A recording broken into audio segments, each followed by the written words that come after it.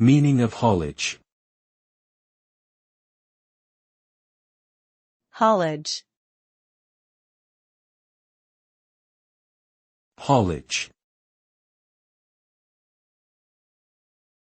Haulage. Haulage. Haulage refers to the transportation of goods, typically by road or rail. The process involves the movement of heavy items from one location to another, often involving loading and unloading with specialized equipment such as cranes and forklifts. Haulage is a crucial part of supply chain logistics, enabling businesses to transport raw materials and finished products to their desired destinations efficiently.